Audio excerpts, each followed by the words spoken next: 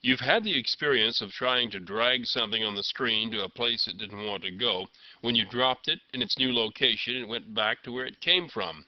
Usually it flicks back so fast you can hardly see it move, but in this lesson I'm going to show you what it's like to move an object that keeps drifting back to its home base no matter where you put it.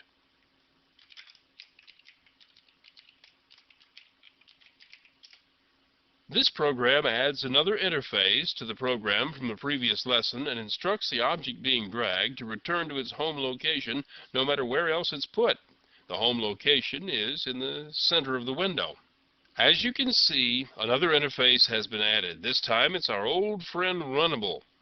We're going to need him to have the square automatically drift back to its home position. Now this is just about as crowded as it ever gets. It's pretty rare for a class to implement 3 or more interfaces. It's often 2, but usually just 1. Anyway, this is the new reference to the thread object.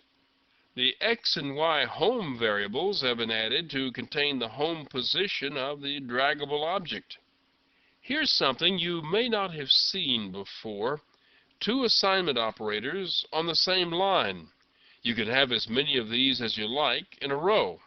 The value on the far right is calculated and stored in the location to its left. Then that same value is again stored in another location further to the left. This example has only 2, but no matter how many there are, they all end up with the same value. This is not an applet, so there are no start and stop methods, so the thread object is created and started here in the constructor.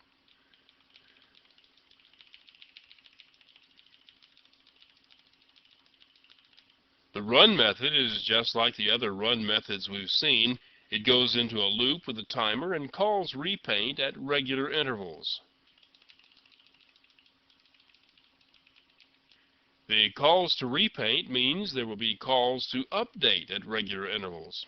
If the size of the window has been changed, a new rectangle object is retrieved for it, and the X and Y location for home is redetermined, and of course an image object is created for the new size. Now this test is made to determine whether the square is currently being dragged. If so, this program doesn't mess with the location. However, if it's not being dragged and it's not sitting on its home position, the program inches it 1 pixel closer to home. The square no longer changes color while it's being dragged. And that's everything that's new in this program. The update method was already there, so it was almost trivial to make it runnable and add the thread object for animation.